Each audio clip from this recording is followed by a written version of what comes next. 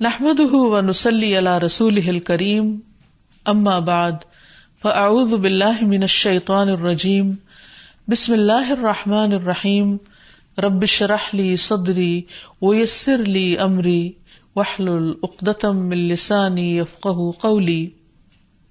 السلام علیکم ورحمۃ اللہ وبرکاتہ. ناظرین، پروگرام دعا کیجیے کے ساتھ آپ کی خدمت میں حاضر ہیں. آج ہم انشاءاللہ رنج و غم سے ازالے کی دعائیں آپ کے ساتھ شیئر کریں گے کہ انسان جب اپنے دل میں کسی بھی چیز کے بارے میں کوئی غم یا پریشانی محسوس کر رہا ہو تو اس کو دور کرنے کے لیے، اس کے ازالے کے لیے کن الفاظ سے اپنے رب کو پکارے، کیونکہ رب کے سوا اور کون ہے جو کسی بے قرار کی سننے والا ہو. قرآن مجید میں اللہ تعالیٰ فرماتے ہیں امن یجیب المضطر اذا دعاہ ویکشف السوء. پھر بھلا بتاؤ وہ کون ہے جو بے قرار کی، مضطر کی پکار سنے اور اس سے تکلیف کو ہٹا دے. وہ صرف اللہ سبحانہ وتعالیٰ ہی ہے، اور ہمارے دل بھی اسی کے ہاتھ میں ہیں، وہ جس طرف چاہے ان کو پھیر دے. کیونکہ بعض اوقات انسان ہر چیز کے ہوتے ہوئے، ہر نعمت کے ہوتے ہوئے اپنے دل کے اندر ایک غم، ایک ڈپریشن، ایک تکلیف محسوس کرتا ہے. اور بعض اوقات اسباب کچھ جانے بوجھے ہوتے ہیں اور بعض اوقات اسباب جانتا بھی نہیں انسان، اور فگر آؤٹ کرنے کے باوجود، انالائز کرنے کے باوجود، مختلف سچویشنز کو انسان اپنا محاسبہ کرنے کے باوجود کہ کس چیز نے اس کو غمگین کیا یا دکھی کیا اس کو سمجھ بھی نہیں آتی.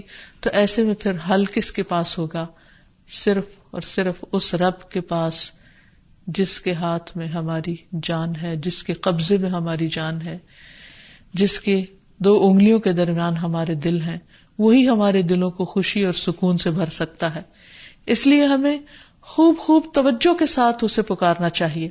حدیث میں آتا ہے، ابو ہریرہ کی روایت ہے، رسول اللہ صلی اللہ علیہ وسلم نے فرمایا، جو مسلمان اپنا چہرہ اللہ عز و جل کے سامنے گاڑ کر کسی چیز کا سوال کرتا ہے، اللہ اسے وہ چیز ضرور عطا فرماتا ہے، خواہ وہ اسے جلدی عطا کرے یا اس کے لیے ذخیرہ کر کے رکھ لے، یعنی آخرت کے لیے. اور پھر یہ بھی یاد رکھیے کہ جب دعا کرنے لگے تو اس سے پہلے اللہ سبحانہ وتعالیٰ کی حمد و ثنا ضرور بیان کریں. تسبیحات کی کئی قسمیں ہیں، حمد و ثنا کے کئی الفاظ ہیں. آج ہم کچھ نئے الفاظ دیکھیں گے کہ کس طرح ایک صحابی نے نماز کے دوران جب نبی صلی اللہ علیہ وسلم نے رکوع سے سر اٹھایا تو انہوں نے یہ الفاظ پڑھے، بے ساختہ، بے اختیار اللہ کی تعریف کے الفاظ، ربنا ولک الحمد حمدا کثیرا طیبا مبارکا فیہ. تو نبی صلی اللہ علیہ وسلم نے جب سلام پھیرا تو پوچھا کہ آپ میں سے کس نے یہ کلمات ادا کیے ہیں، کیونکہ میں نے دیکھا کہ 30 سے زیادہ فرشتے لپکے ہیں ان کلمات کو اٹھانے کے لیے. یعنی اتنے زیادہ یہ الفاظ پسندیدہ تھے، یہ کلمات اتنے خوبصورت تھے. تو اس لیے نماز کے اندر بھی، رکوع کے بعد بھی یہ دعا پڑھی جا سکتی ہے، اور عام حالات میں بھی جب ہم اللہ تعالیٰ سے کچھ مانگنے لگے تو اس وقت اللہ تعالیٰ کی حمد و ثنا کے طور پر بھی اس تسبیح کو پڑھا جا سکتا ہے. اور پھر اسی طرح ایک اور تسبیح بھی ہے، اللہم ربنا لک الحمد ملء السماوات وملء الارض وملء ما شئت من شیء بعد. اے اللہ، اے ہمارے رب، تیرے ہی لیے ہر قسم کی تعریف ہے جس سے کہ آسمان بھر جائیں، زمین بھر جائے، اور ہر وہ چیز جسے تو چاہے کہ وہ بھر جائے. یعنی خوب خوب تیری تعریف اور تیری حمد و ثنا. اور اس کے بعد نبی صلی اللہ علیہ وسلم کے لیے درود پڑھا جائے، اور پھر اپنے دل کی حالت اپنے رب کو بتائی جائے، اور اپنے زبان میں یا پھر مسنون دعاؤں کے ذریعے اللہ سبحانہ وتعالیٰ سے مدد مانگی جائے. حقیقت یہ ہے کہ رنج و غم انسانی زندگی کا حصہ ہے، اور جتنا بڑا کوئی غم ہوتا ہے اس پر اتنا ہی بڑا اجر و ثواب ہوتا ہے. حدیث میں آتا ہے جتنی مصیبت بڑی ہوگی اتنا ہی اجر بھی بڑا ہوگا. اور جب اللہ کسی قوم سے محبت کرتا ہے تو ان کو آزمائش میں مبتلا کر دیتا ہے. تو ایسے میں انسان کو صبر سے کام لینا چاہیے اور بار بار اللہ کے ذکر سے اپنے دل کو اطمینان دینا چاہیے، کیونکہ اللہ تعالیٰ نے قرآن مجید میں فرمایا الا بذکر اللہ تطمئن القلوب، خبردار سنو، اللہ کے ذکر سے دلوں کو اطمینان نصیب ہوتا ہے۔ پھر یہ ہے کہ غم اور تکلیفیں اور صدمے انسان کو گناہوں سے پاک کرتے ہیں اور انسان کے گناہوں کا کفارہ بن جاتے ہیں۔ ام سلمہ رضی اللہ عنہا سے مروی ہے، وہ کہتی ہے کہ میں نے رسول اللہ صلی اللہ علیہ وسلم کو فرماتے ہوئے سنا، جب اللہ تعالیٰ بندے کو کسی مصیبت کے ساتھ آزماتا ہے اور وہ اپنی حالت اور کیفیت کی بنا پر اسے ناپسند کرتا ہے تو اللہ تعالیٰ اس تکلیف کو اس کے گناہوں کا کفارہ اور اسے پاک کرنے کا سبب بنا دیتے ہیں، جب تک کہ وہ لاحق ہونے والی بیماری سے شفا حاصل کرنے کے لیے اسے اللہ عز و جل کے علاوہ کسی اور کے در پہ پیش نہیں کرتا یا اسے دور کرنے کے لیے غیر اللہ کو نہیں پکارتا، کیونکہ جب انسان اللہ کے سوا کسی اور کو پکارتا ہے تو اللہ تعالیٰ پھر انسان کو اسی کے حوالے کر دیتا ہے۔ پھر اسی طرح یہ بات بھی یاد رہے کہ انسان جب کوئی غلط کام کرتا ہے تو اس کا بدلہ اس کو مل کر رہتا ہے۔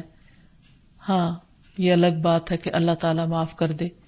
اس سلسلے میں حضرت ابوبکر رضی اللہ تعالیٰ عنہ سے ایک حدیث مروی ہے، وہ کہتے ہیں کہ اے اللہ کے رسول صلی اللہ علیہ وسلم، اس آیت کے بعد درستگی کیسے ہو سکتی ہے؟ ہماری جان کیسے چھوٹ سکتی ہے کہ لیس بامانیکم ولا امانی اہل الکتاب من یعمل سوءا یجز بہ ولا یجد لہ من دون اللہ ولیا ولا نصیرا، کہ نجات کا دار و مدار نہ تمہاری آرزوؤں پر ہے اور نہ اہل کتاب کی آرزوؤں پر، جو بھی برے کام کرے گا اس کی سزا پائے گا اور اللہ کے سوا کسی کو اپنا حامی و مددگار نہ پائے گا۔ جو بھی ہم کام کریں گے اس کا بدلہ تو ہم کو دیا جائے گا۔ تو آپ صلی اللہ علیہ وسلم نے فرمایا، اے ابو بکر، اللہ تم کو بخشے، کیا تم بیمار نہیں ہوتے؟ کیا تم غمگین اور رنجیدہ نہیں ہوتے؟ کیا تم تنگی اور پریشانی سے دوچار نہیں ہوتے؟ وہ کہتے ہیں، میں نے کہا جی ہاں۔ آپ نے فرمایا، اسی طرح تو تم کو بدلہ دیا جاتا ہے۔ یعنی قرآن مجید میں یہ جو آتا ہے نا، من یعمل سوءا یجز بہ، جو برا کرے گا بدلہ پائے گا، تو یہ بیماریاں، تکلیفیں، دکھ، یہ ایک طرح سے بدلہ ہیں۔ پھر یہ یاد رکھیے کہ انسان پر جب بھی کوئی غم یا تکلیف یا پریشانی آئے تو وہ اپنے غم کا حال اپنے رب کو سنائے، جیسا کہ یعقوب علیہ السلام یوسف علیہ السلام کی جدائی میں جب کرب اور تکلیف میں مبتلا ہوتے تو وہ اپنے غم کی داستان اپنے رب کو سناتے۔ قرآن مجید میں آتا ہے، انما اشکو بسی وحزنی الی اللہ، کہ میں اپنے غم اور دکھ کی داستان اپنے رب کو ہی سناتا ہوں۔ یعنی لوگوں کے سامنے چرچا نہیں کرتے تھے کہ ان کے دل پر کیا بیت رہی ہے، ہاں وہ اپنے رب سے ضرور اپنے غم کو شیئر کرتے تھے۔ اسی طرح یونس علیہ السلام کا قصہ ہمارے سامنے ہے۔ قرآن مجید میں اللہ تعالیٰ فرماتے ہیں، وَذَا النُّونِ إِذ ذَّهَبَ مُغَاضِبًا فَظَنَّ أَن لَّن نَّقْدِرَ عَلَيْهِ فَنَادَى فِي الظُّلُمَاتِ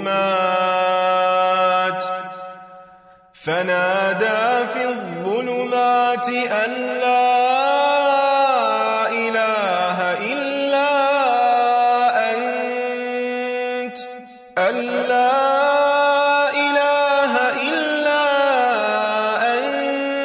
سبحانك إني كنت من الظالمين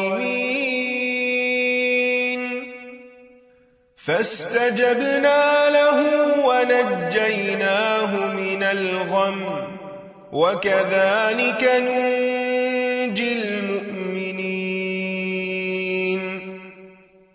اور مچھلی والے کو جب وہ غصے سے بھرا ہوا چلا گیا، بس اس نے سمجھا کہ ہم اس پر گرفت تنگ نہ کریں گے، تو اس نے اندھیروں میں پکارا کہ تیرے سوا کوئی معبود نہیں، تو پاک ہے، یقیناً میں ظلم کرنے والوں میں سے ہوں۔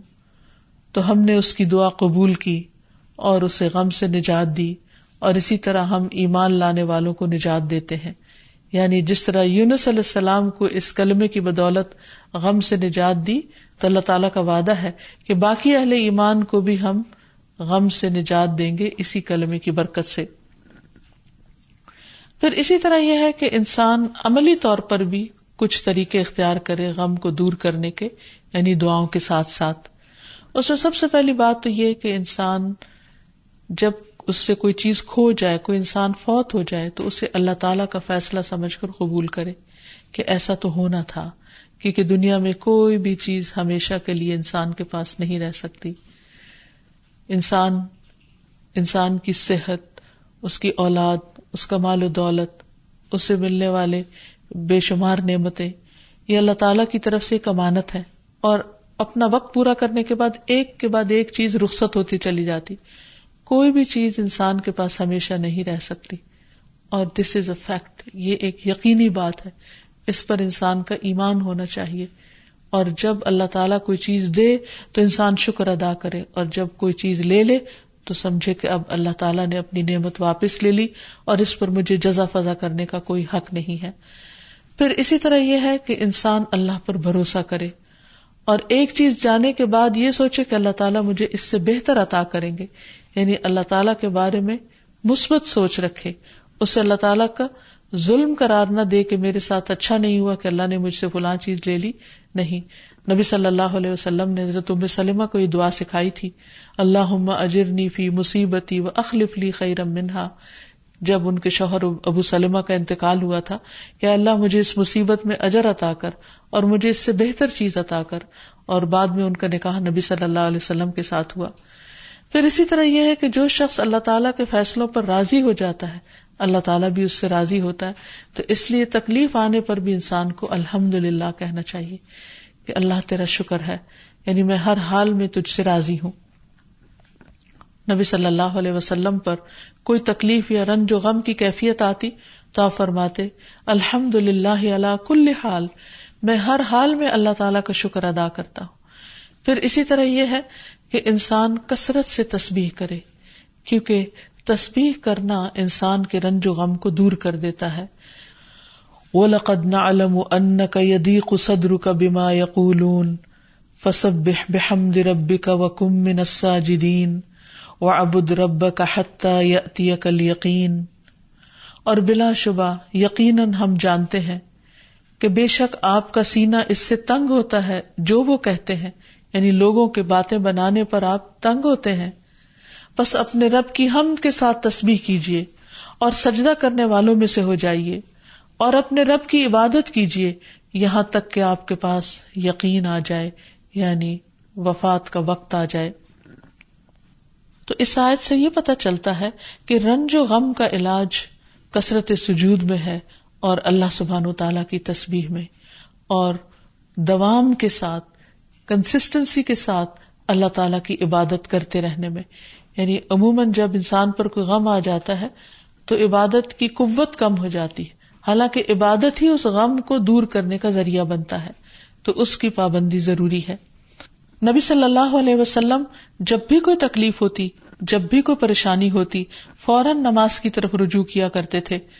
فرض نماز کے علاوہ نوافل سے بھی مدد لینی چاہیے، یعنی اللہ سبحانہ وتعالیٰ کے حضور سجدے میں پڑ جانا چاہیے تاکہ انسان کی پریشانی دور ہو جائے. پھر اسی طرح انسان صبر سے کام لے. اللہ تعالیٰ فرماتے ہیں وَاصْبِرْ وَمَا صَبْرُكَ إِلَّا بِاللَّهِ، صبر کیجیے اور آپ کا صبر اللہ ہی کی توفیق سے ہے. یعنی جو شخص صبر کرتا ہے اللہ تعالیٰ اس کو پھر صبر عطا کر دیتا ہے. پھر اسی طرح یہ ہے کہ انسان زبان سے برے الفاظ ادا نہ کرے. آپ صلی اللہ علیہ وسلم نے اپنے بیٹے ابراہیم کی وفات پر آنسو تو بہائے، لیکن زبان سے کوئی ایسا جملہ نہیں نکالا جو اللہ تعالیٰ کو ناراض کرے. آپ نے فرمایا آنکھ روتی ہے، دل غمگین ہوتا ہے، مگر ہم وہی بات کہتے ہیں جس سے ہمارا رب راضی ہے.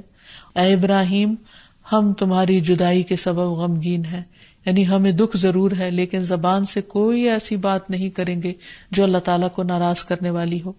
پھر اسی طرح انسان جزا فضا نہ کرے بلکہ اللہ تعالیٰ کا ذکر کرے، کیونکہ انسان زبان سے اگر ایسی باتیں نکالے بھی جو اللہ تعالیٰ کو ناراض کرنے والی ہیں تو اس سے انسان کے غم کا ازالہ نہیں ہو سکتا. اور پھر سب سے بڑی بات یہ کہ انسان آخرت کا غم خود کو لگا لے، کیونکہ جو شخص آخرت کے غم میں مبتلا ہو جاتا ہے اس کے لیے دنیا کے غم بہت آسان ہو جاتے ہیں. اور ساتھ ساتھ دعاؤں کے ذریعے اللہ تعالیٰ سے مدد لیتا رہے تاکہ غموں کو نبھانا آسان ہو جائے. نبی صلی اللہ علیہ وسلم کو جب کوئی غم پہنچتا یا کوئی پریشانی ہوتی تو آپ فرماتے یا حی یا قیوم برحمتک استغیث، اے زندہ رہنے والے، اے قائم رہنے والے، تیری رحمت کے وسیلے سے فریاد کرتا ہوں، یا اللہ تو میرا غم دور کر دے۔ ایک اور مسنون دعا ہے، اللہم انی اعوذ بک من الہم والحزن والعجز والکسل والبخل والجبن ودلع الدین وغلبۃ الرجال، اے اللہ میں تیری پناہ مانگتا ہوں غم، عاجزی، سستی، بخل، بزدلی، قرضداری کے بوجھ اور ظالم کے اپنے اوپر غلبے سے۔ رسول اللہ صلی اللہ علیہ وسلم نے فرمایا، کیا میں تمہیں ایسی دعا نہ بتاؤں کہ جب کوئی رنج و غم اور الم میں مبتلا شخص اس کو پڑھے تو اس کی تکلیف دور ہو جائے؟ کہا گیا کیوں نہیں؟ آپ نے فرمایا وہ مچھلی والے کی دعا ہے، لا الہ الا انت سبحانک انی کنت من الظالمین، تیرے سوا کوئی الہ نہیں، تو پاک ہے، بے شک میں ہی ظالموں میں سے ہوں۔ اس آیت کو آیت کریمہ بھی کہا جاتا ہے۔ اس آیت کا ورد کثرت کے ساتھ کرنا چاہیے، لیکن سوچ سمجھ کر اور شعور کے ساتھ۔ اس سلسلے میں یہ یاد رہے کہ کسی خاص نمبر کی کوئی تاکید نہیں کی گئی کہ 100 دفعہ پڑھا جائے یا 1000 یا لاکھ دفعہ پڑھا جائے۔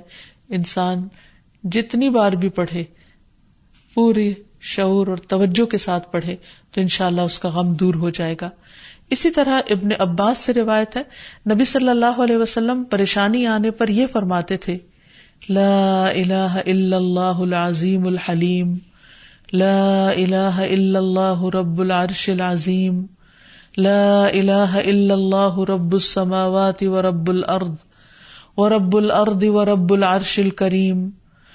اس اللہ کے علاوہ کوئی معبود نہیں جو بڑا عظیم اور بردبار ہے، اس اللہ کے علاوہ کوئی معبود نہیں جو عرش عظیم کا مالک ہے، اس اللہ کے علاوہ کوئی معبود نہیں جو زمین و آسمان اور عرش کریم کا رب ہے۔ اسی طرح نبی صلی اللہ علیہ وسلم نے حضرت اسماء بنت امیس کو یہ دعا سکھائی تھی، اللہ اللہ ربی لا اشرک بہ شیئا، اللہ ہی میرا رب ہے، میں اس کے ساتھ کسی کو شریک نہیں کرتا۔ تو آپ نے فرمایا جب تم میں سے کسی کو کوئی پریشانی یا غم پہنچے تو اسے یہ دعا پڑھنی چاہیے۔ اسی طرح ایک اور بہت خوبصورت دعا ہے جو ہر طرح کے غم سے نجات دینے والی ہے۔ رسول اللہ صلی اللہ علیہ وسلم نے فرمایا، کسی شخص کو جب کوئی غم اور دکھ لاحق ہو تو وہ یہ کلمات کہہ لے، اللہم انی عبدک وابن عبدک وابن امتک ناصیتی بیدک ماض فی حکمک عدل فی قضاؤک اسألک بکل اسم هو لک سمیت بہ نفسک او علمتہ احدا من خلقک او انزلتہ فی کتابک او استأثرت بہ فی علم الغیب عندک ان تجعل القرآن ربیع قلبی ونور صدری وجلاء حزنی وذہاب ہمی۔ اے اللہ میں تیرا بندہ ہوں، تیرے بندے کا بیٹا اور تیری بندی کا بیٹا، میری پیشانی تیرے ہاتھ میں ہے، میری ذات پر تیرا حکم چلتا ہے، میری ذات کے متعلق تیرا فیصلہ عدل و انصاف والا ہے۔ میں تجھے تیرے ہر اس نام کا واسطہ دے کر کہتا ہوں جو تو نے اپنے لیے خود تجویز کیا یا اپنی مخلوق میں سے کسی کو وہ نام سکھایا یا اسے اپنی کتاب میں نازل فرمایا یا اسے اپنے پاس علم غیب میں ہی اسے محفوظ رکھا، کہ تو قرآن کو میرے دل کی بہار، سینے کا نور، غم میں روشنی اور پریشانی کی دوری کا ذریعہ بنا دے، تو اللہ تعالیٰ اس شخص کا غم دور کر دیں گے اور اس کی جگہ کشادگی پیدا کر دیں گے۔ کسی نے پوچھا کہ اللہ کے رسول صلی اللہ علیہ وسلم کیا ہم اس دعا کو سیکھ نہ لیں؟ فرمایا کیوں نہیں، جو بھی اس دعا کو سنے اس کے لیے مناسب ہے کہ وہ اسے سیکھ لے۔ یعنی ہر شخص کسی نہ کسی طرح غم میں سے گزرتا ہے اور اس کو اس کی ضرورت پڑ سکتی ہے، اس لیے اسے سیکھ لینا چاہیے۔ اسی طرح کرب کے وقت نبی صلی اللہ علیہ وسلم جب کسی پر دم کرتے تو یہ دعا پڑھا کرتے تھے، امسح البأس رب الناس بیدک الشفاء لا یکشف الکرب الا انت۔ اے لوگوں کے رب، اس کی تکلیف کو دور فرما، شفا تیرے ہی ہاتھ میں ہے، اس تکلیف کو تیرے سوا کوئی دور نہیں کر سکتا۔ تو گویا انسان کسی بھی غم، گھٹن، پریشانی، تنگی، تکلیف میں اپنے رب سے خوب خوب دعا کرے اس یقین کے ساتھ کہ یہ تکلیف صرف وہی دور کر سکتا ہے، اور جب یقین کے ساتھ دعا کرے گا تو دعا قبول بھی ہوگی. تو اللہ تعالیٰ سے دعا ہے کہ وہ ہمارے سب کے دلوں کو قرآن کے نور سے منور کر دے اور غموں کے اندھیروں کو دور کر دے اور ہمارے دلوں کو راحت اور اطمینان نصیب فرمائے. وآخر دعوانا ان الحمد للہ رب العالمین. السلام علیکم ورحمۃ اللہ وبرکاتہ.